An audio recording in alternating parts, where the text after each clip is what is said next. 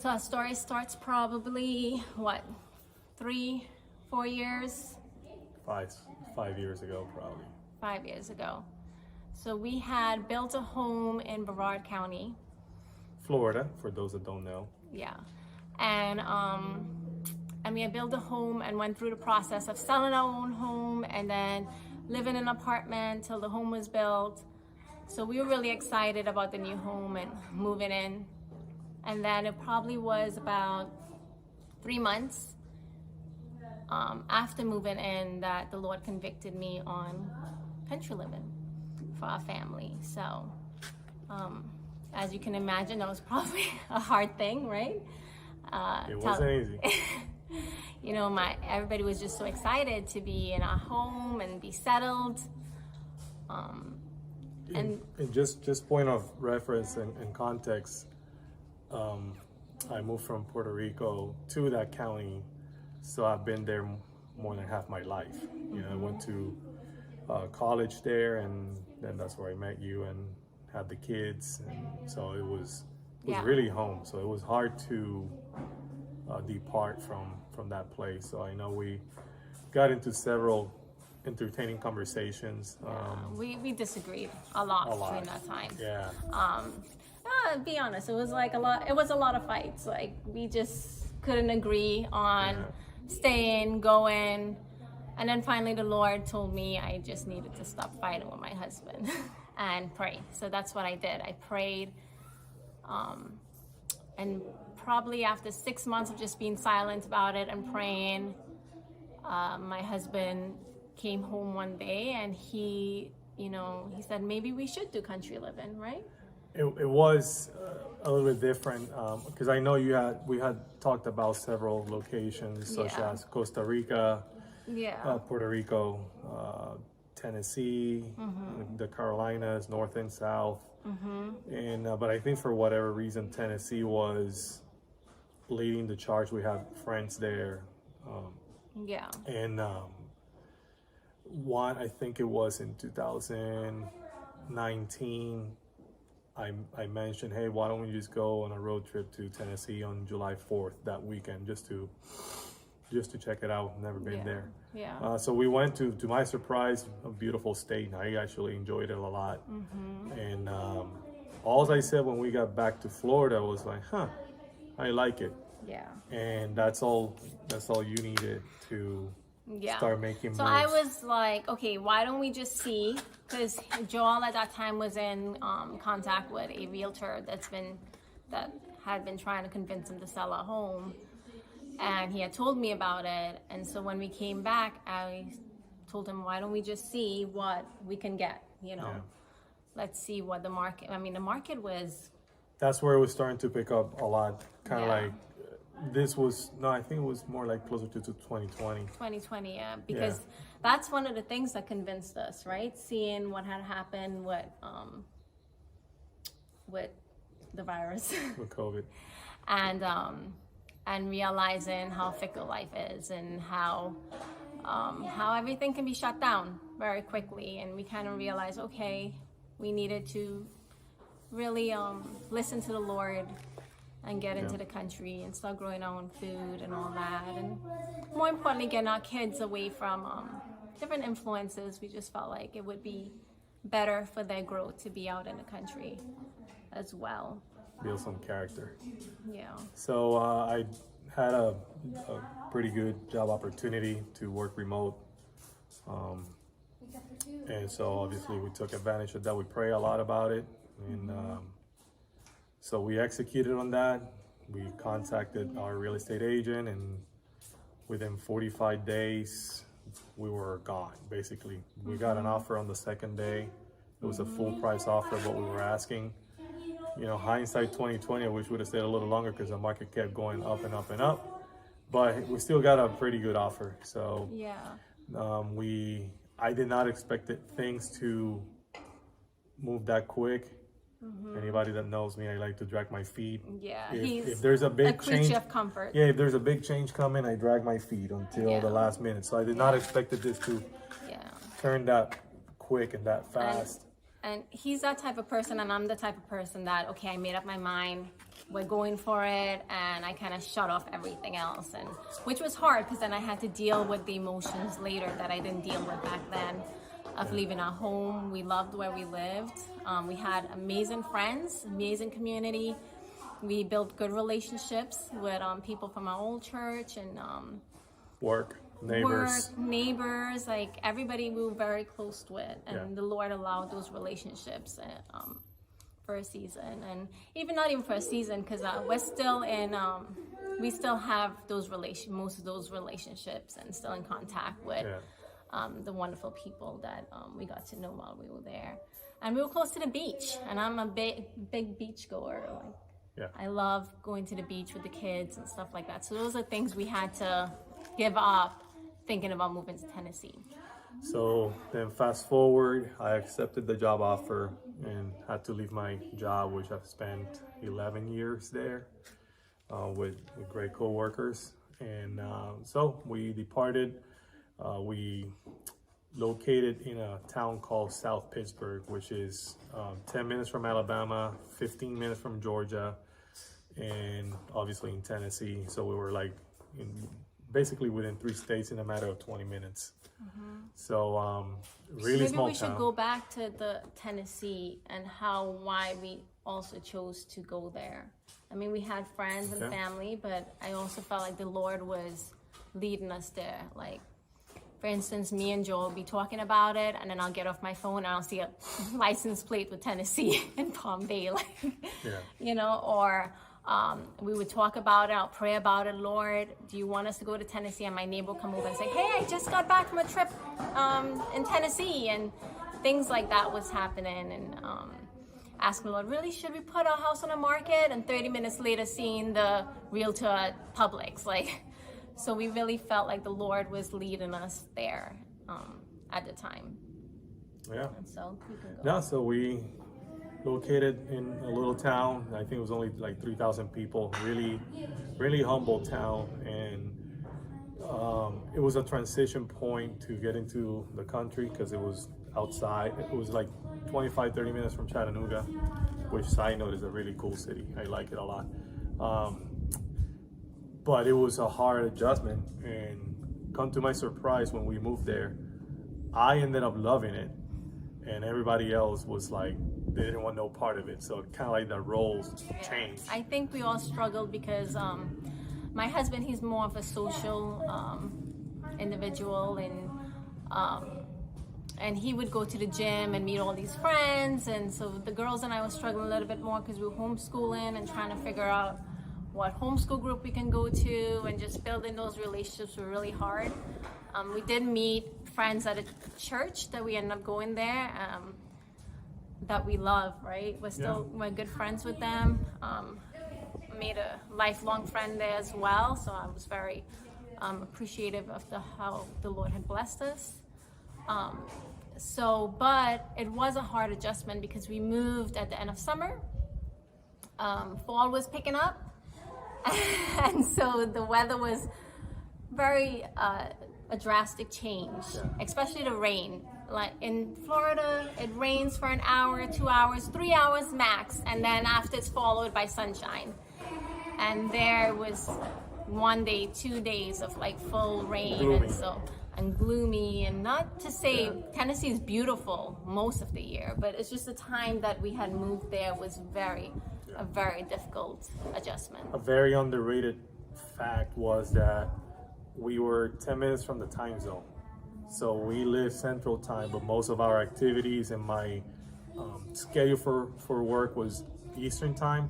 So, like, for example, the girls had appointments, or Lila for her braces, or we would go to church, and it was Eastern Time, but we were living on Central, and we miss appointments or services all the time because, you know, you're driving and then the time changed real quick, make a U-turn, changes back. So that was very like just a minor adjustment, but it was, you don't realize how big it is until you kind of go through that process.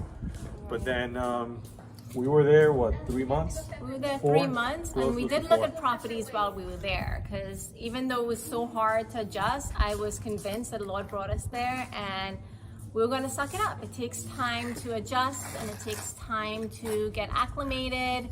And so in my mind, we're just gonna, look and see what's out there.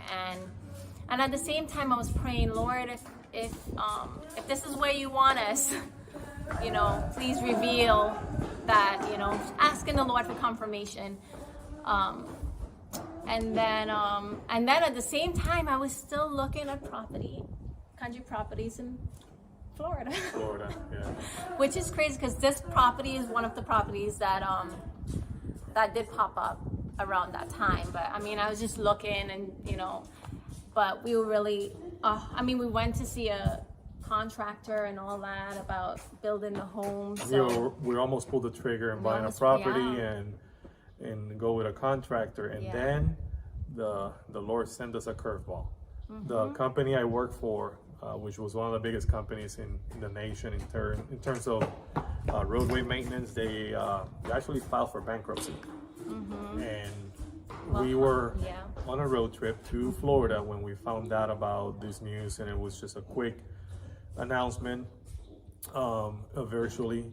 It lasted, 5 minutes, and this company had over 4,000 employees, and it was just a global announcement. Nobody really could interact, so they kind of locked everybody, and they shared the information, and in 5 minutes everything shut down, and it was effective immediately. I wasn't really concerned. I was more worried about how the girls were going to take it, because they were in the car listening to it.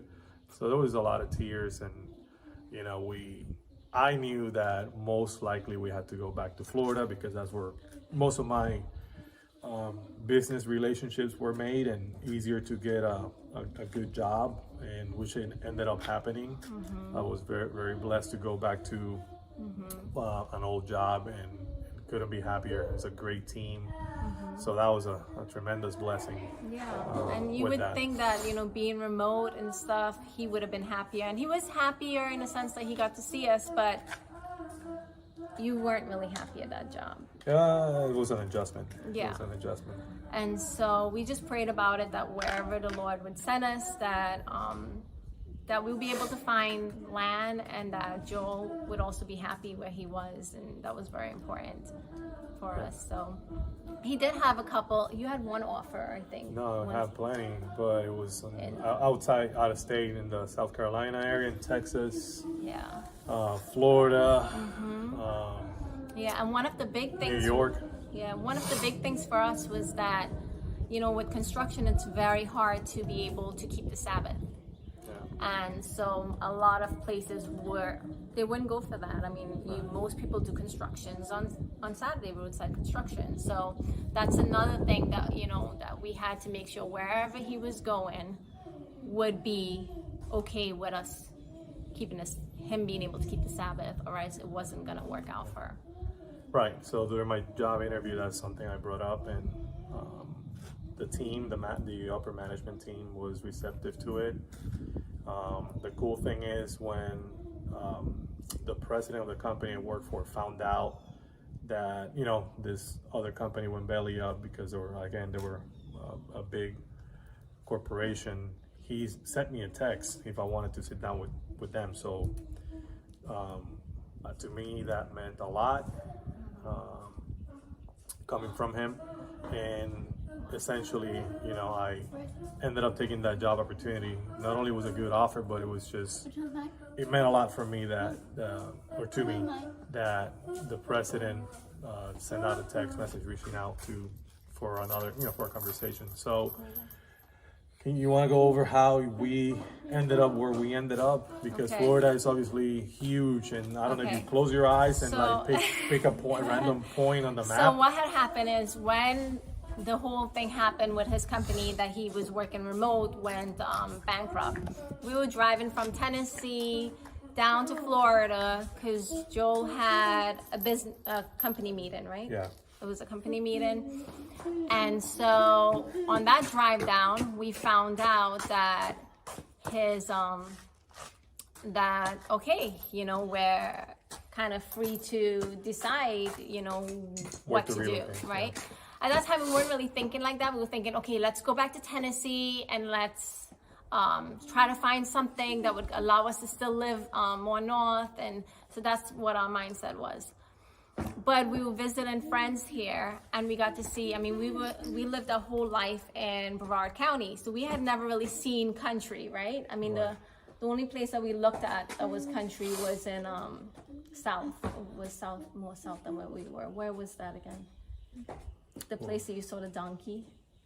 Oh, Okeechobee. Okeechobee. No, it wasn't a donkey. It was a camel. Camel in Okeechobee. Florida. I started hyperventilating. Yeah, because we were looking for Countryland a couple of years ago, and we went there, and Joel was like, "No way."